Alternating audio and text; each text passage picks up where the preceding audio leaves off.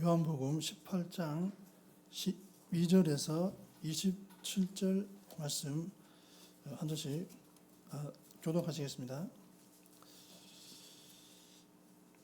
이에 군대와 천부장과 유대인의 아랫사람들이 예수를 잡아 결박하여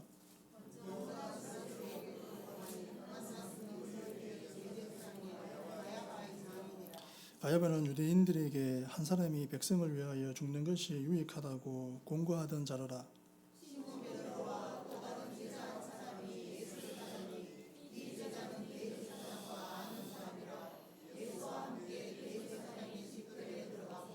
베드로는 문 밖에 서 있는지라 대제사장을 아는 그 다른 제자가 나가서 문 지키는 유자에게 말하여 베드로를 데리고 들어오니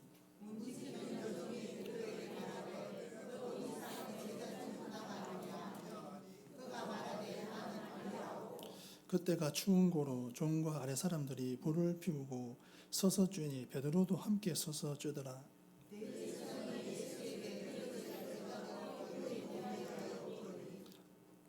예수께서 대답하시되 내가 드러내놓고 세상에 말하노라. 모든 유대인들이 모이는 회당과 성전에서 항상 가르쳤고 은밀하게는 아무것도 말하지 아니하였거늘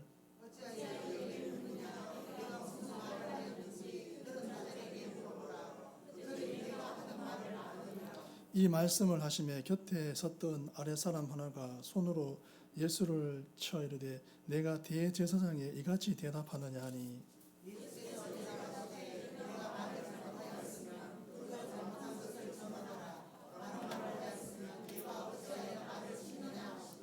안나스가 예수를 결박한 그대로 대제사장 가야바에게 보내니라.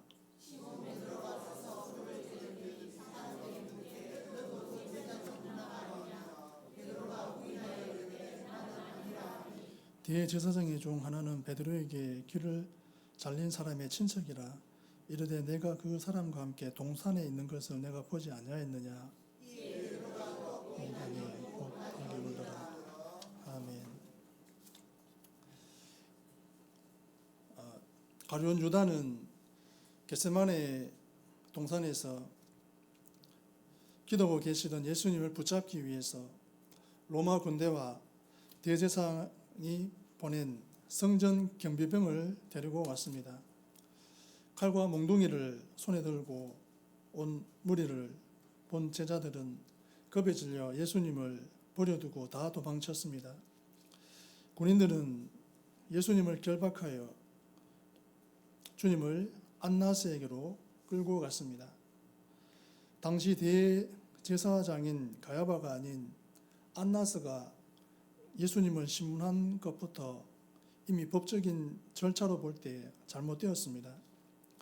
그러나 종교 지도자들의 목표는 예수님을 사형시키는 것이었으므로 유죄나 무죄냐 판정하는 것은 형식에 불과했습니다. 모두가 잠든 한밤중에 재판이 열린 점으로 미루어 때 이들은 예수님에 대한 처형을 서두르고 있다는 것을 알 수 있습니다. 안나스는 세간에 떠도는 소문처럼 예수님이 진정으로 하나님께서 보내신 자인지 그 진위 여부를 묻고자 한 것이 아니라 단지 자신이 누리고 있던 권력을 위협하는 예수님을 죽일 명분을 찾는 것이 급선무였습니다. 그래서 어떻게든 예수님에게 죄를 뒤집어 씌우기 위해서 안나스가 직접 신문했습니다. 주님의 제자가 되려면 첫째, 아무것도 기댈 것이 없어야 합니다. 12절에 이에 군대와 천부장과 유대인의 아랫사람들이 예수를 잡아 결박하여 아멘. 예수님의 제자들과 함께 기드론 건너편에 있는 동산에 들어가시자 유다가 그곳으로 군대와 대제사장들과 사람들을 데리고 예수님을 잡으러 왔습니다.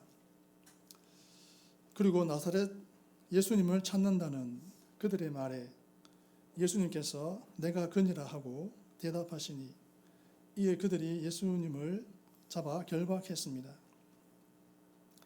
그런데 무기도 없는 예수님을 잡으려고 군대와 천부장까지 총동원한 것을 보면 이 일에 로마가 깊숙이 개입되어 있음을 잘 알 수 있습니다. 세상의 모든 권세가 예수님을 잡아 죽이려고 혈안이 되어 있습니다. 메시아를 분별하지 못하니 저마다 권세로 예수님을 죽이는 일에 앞장섭니다. 특히 14절에 그는 유대인들에게 한 사람이 백성을 위하여 죽는 것이 유익하다고 권고하던 자라고 합니다. 그 해에 대제사장이 되어서 그 권세로 가야바가 한 짓이 오직 예수님을 죽이는 일에 동참한 일입니다. 15절 말씀을 보면 시몬 베드로와 또 다른 제자 한 사람이 예수를 따르니 이 제자는 대제사장과 아는 사람이라 예수와 함께 대제사장의 집들에 들어가고 아멘. 베드로와 또 다른 제자 한 사람이 예수님을 따랐습니다. 그런데 이 제자는 대제사장과 아는 사람이었고 예수님과 함께 대제사장의 집들에 들어갔습니다. 대제사장 집들에 일어났던 사건을 요한이 적고 있는데 25절로 쭉 내려가시게 되면 시몬 베드로가 서서 불을 쬐더니 사람들이 물었습니다. 너도 그 제자 중 하나가 아니냐? 할 때 베드로가 부인하여서 나는 아니라고 대답했습니다. 사실 베드로가 그냥 예수님을 아는 정도였지 아직 부활 신앙이 있지 못한 상황이었습니다. 이 제자는 이 요한복음을 기록한 사도 요한입니다. 그렇다면 요한은 대제사장과 어떤 관계가 있었기에 아무런 제지도 받지 않고 안나스의 집 안으로 들어갈 수 있었을까요?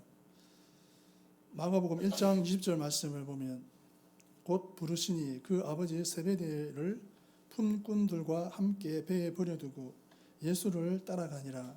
아멘. 요한의 아버지 세베대는 많은 품꾼까지 거느린 어부였습니다. 예루살렘에도 많은 생선을 공급했겠지요. 그러니 대제사장 집안과도 친분이 있지 않았겠습니까? 그런데 여러분, 요한은 이 장면을 기록하면서 왜 자기 이름을 밝히지 않았을까요? 겸손해서 그런 게 아닙니다. 주님과 함께 십자가 지려고 안나스의 집안으로 들어간 게 아닙니다. 단지 대제사장과 아는 사이라서 들어갔다고 자기 손으로 이렇게 딱 기록했습니다. 당시만 해도 요한은 자기가 예수님의 제자라는 사실이 창피했던 모양입니다. 믿음이 딱 거기까지였던 것 같습니다. 반면에 베드로는 어떻습니까? 16절 말씀을 보면 베드로는 문 밖에 서 있는지라 대제사장을 아는 그 다른 제자가 나가서 문 지키는 여자에게 말하여 베드로를 데리고 들어오니 아멘. 여러분, 이 장면이 상상이 되십니까? 이러니 요한이 또 얼마나 의시됐겠습니까? 그렇지만 저는 베드로가 요한보다 이런 학연, 지연이 없어서 예수님의 수제자가 되었다고 생각합니다. 아무것도 기댈 것 없는 것이 그래서 축복입니다. 그러니 하나님만 믿고 의지하게 됩니다. 26절과 27절 말씀을 보면 뒤에 제사장의 종 하나는 베드로에게 귀를 잘린 사람의 친척이라 이르되 내가 그 사람과 함께 동산에 있는 것을 내가 보지 아니하였느냐. 이에 베드로가 또 부인하니 곧 닭이 울더라. 아멘. 베드로가 여기에 인생의 커다란 실패를 경험합니다. 나는 죽을지언정 주님을 버리지 않겠습니다 했고 호언 장담했던 베드로가 뼈아픈 그리고 일평생 지우고 싶은 큰 실수를 저지르게 됩니다. 사탄이 저와 여러분도 사실 같은 인생에 크고 작은 실수를 하게 됩니다. 그리고 죄를 짓게 됩니다. 여러분, 저를 비롯한 여러분 다 크고 작은 실수를 저지르게 됩니다. 그런데 사탄이 저와 여러분을 짓밟는 게 뭐가 있냐면은 그 실패와 실수를 통하여 낙심하여 여러분을 올가미로 확 묶어버리는 것이죠. 그래서 마음 속에 내까지 게 뭐 그런 거 할 수 있어? 야, 너 같은 죄인이 뭐 그런 거룩한 일을 감당할 수 있어? 야, 너 같은 것이 뭐 그런 일을 할 수 있겠어? 야, 네 형편에 네가 어떻게 그런 사역을 감당해? 자꾸 사람을 이렇게 묶이게 하는 게 사탄의 전략입니다. 죄의 영향력이 저와 여러분이 지었던 실수와 죄를 저질렀던 것들 때문에 사단이 꽉 붙잡기도 하고 올가미로 묶어서 아무 일을 할 수 없게끔 하는 무서운 죄의 권세가 있습니다. 베드로에게도 그런 것이 있었겠지요. 또 하나 이 죄의 무서운 것이 있습니다. 그것은 남이 실수하고 아픈 것들에 대해서 저와 여러분은 너무 쉽게 판단을 하고 손가락질하고 상대적으로 비교 우위에 자꾸 놓이게 됩니다. 나는 너 같지 않아 뭐 이러면서 자기가 대리 만족을 통해서 그냥 살아가는 거죠. 여러분, 그렇게 되면은 진정한 교훈을 받을 수가 없습니다. 그리고 저와 여러분의 삶을 개혁할 수가 없습니다. 그러나 죄에 대한 문제는 저와 여러분들이 스스로 하나님 앞에서 있는 모습 그대로 나아오기를 주님의 이름으로 축원합니다. 누가복음 22장 60절 말씀을 보면 베드로가 이르되 이 사람아 나는 네가 하는 말을 알지 못하노라고 아직 말하고 있을 때에 닭이 곧 울더라. 아멘. 60절 말씀을 보니까 똑같은 사건을 얘기합니다. 여기도 닭이 울었다 이렇게 기록하고 있습니다. 그런데 닭이 울고 나서 베드로가 주님으로 인하여 치유받는 장면이 기록되어 있습니다. 61절 말씀을 보면 주께서 돌이켜 베드로를 보시니 베드로가 주의 말씀 곧 오늘 닭 울기 전에 네가 3번 나를 부인하리라 하심이 생각나서 아멘. 지금 주님의 상황은 본인이 모함을 받고 십자가에 못 박히는 상황으로 막 옥죄어 있는 상황 속에서도 베드로를 보고 계십니다. 여기 보시니라고 하는 단어는 그냥 이렇게 쳐다본다는 뜻이 아니고 주목하다, 주시하다, 의도적으로 베드로를 보았다입니다. 여러분, 여기 주님의 베드로를 보았을 때 눈이 원망의 눈이었겠습니까? 따가운 눈초리였을까요? 베드로가 가진 육체의 한계, 인간이 가진 연약함, 주님께서 아셨습니다. 그리고 그를 보기 시작합니다. 어떤 눈일까요? 따사로운 눈입니다. 여러분, 저는 이게 치유의 시작이라고 봅니다. 치유의 시작이라고 느낄 수 있었던 것은 하반절에 보니까 베드로가 주의 말씀 곧 오늘 닭 울기 전에 내가 3번 나를 부인하라 하심이 생각나서 아멘. 밖에 나가서 심히 통곡하기 시작했습니다. 회개의 시작입니다. 여러분, 우리 주님의 시선은 따사로운 햇살과 같이 오늘도 저와 여러분들을 주목하고 계심을 믿으시기를 소망합니다. 그것이 치유의 시작입니다. 어떻게 우리 인간이 다른 사람의 죄를 용서할 수 있습니까? 여러분의 과거에 묶인 죄악들을 어떻게 벗어날 수 있습니까? 인간은 한계가 있습니다.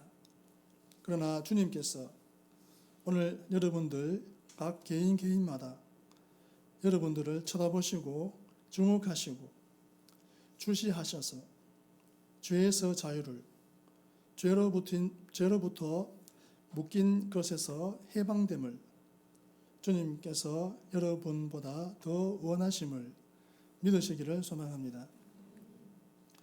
그래서 주님의 따사로운 시선이 여러분 한 사람 한 사람을 주목하고 계십니다. 누가복음 22장 31절로 올라가시게 되면은 첫 번째는 예수님의 따사로운 시선이 베드로의 냉랭해진 가슴을 녹였지만은 두 번째는 예수님의 따사로운 말입니다.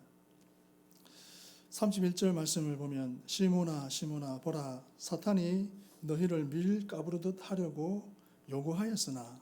아멘. 시몬은 그러니까 평소에 주님이 사랑스럽게 불렀던 베드로가 처음 가졌던 별명입니다. 그 어떤 사람을 부를 때 아들아 누구야? 주님의 사랑스러운 음성입니다.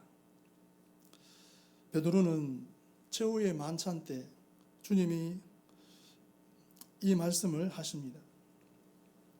미리 베드로의 연약함과 인간의 한계를 주님께서 아신단 말입니다. 그래서 그를 미리 말씀하셨습니다. 베드로가 그때는 잘 몰랐겠지요.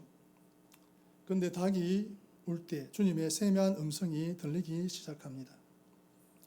뭐라고 얘기했습니까? 보라 사탄이 너희를 밀가부르듯 하려고 요구하였으나. 여러분 이 표현이 여러분에게 어떻게 다가오십니까? 여기에 밀가부르듯 하려고 이것은 밀에서 결을 가려내듯이 너희 모두를 나에게서 떼어내려고 요구하였으나 이런 뜻입니다. 그러니까 사탄은 늘 주님과 붙어있던 저와 여러분들을 떼어내서 알맹이가 아니라 쭉정이처럼 만들어서 날려버리려고 하고 여러분들을 늘 참소한다는 말씀입니다. 오늘 하루도 여러분 하나님의 백성이라고 하면은 당연히 유혹이 있겠지요. 그리고 여러분들을 사단이 참소합니다. 밀가부르듯 하여 여러분들의 인생을 허황되게 살려고 그렇게 합니다. 오늘 하루도 기도하십시오. 기도하지 않으면 넘어가게 되어 있습니다. 주님께서 그것을 아시고 32절 말씀을 보면 그러나 내가 너를 위하여 내 믿음이 떨어지지 않기를 기도하였노니 너는 돌이킨 후에 내 형제를 굳게 하라. 아멘. 주님은 여러분의 모든 상황을 아십니다. 여기 믿음이 떨어진다고 하는 단어는 다른 말로 사용하면 소멸한다 이런 뜻입니다. 여러분 소멸한다는 게 무슨 뜻입니까? 예를 들어 여러분이 돈을 가지고 있어 여행을 갑니다. 여행을 가면은 많은 돈을 쓰게 되겠죠. 그러면 점점 수중에 있는 돈이 점점 떨어집니다. 돈이 다 떨어지면 나중에 집에 돌아오기 어렵겠죠. 그때 쓰는 단어입니다. 여러분의 믿음이 충만할 때도 있고 소멸할 때가 있습니다. 그런데 주님이 여러분의 상황과 형편을 다 아시고 여러분의 믿음이 소멸하지 않기를 지금도 여러분을 위해서 기도하시는 줄을 믿으시기를 소망합니다. 비록 인간의 육체의 연약함과 한계를 갖고 있지만은 주님께서는 하늘 보좌에서 지금도 여러분의 믿음이 떨어지지 않기 위하여 중보하시는 주님을 믿고 기도하는 성도님 되기를 소망합니다. 베드로는 닭이 울었을 때, 닭이 우는 소리를 들었을 때 주님의 따사로운 그 눈, 주님의 그 쳐다보시는 모습, 그리고 자기를 위해서 중보한다고 하는 말씀이 자기를 살아 움직이기 시작했을 겁니다. 넘어질 수 있습니다. 그리고 죄를 지을 수 있습니다.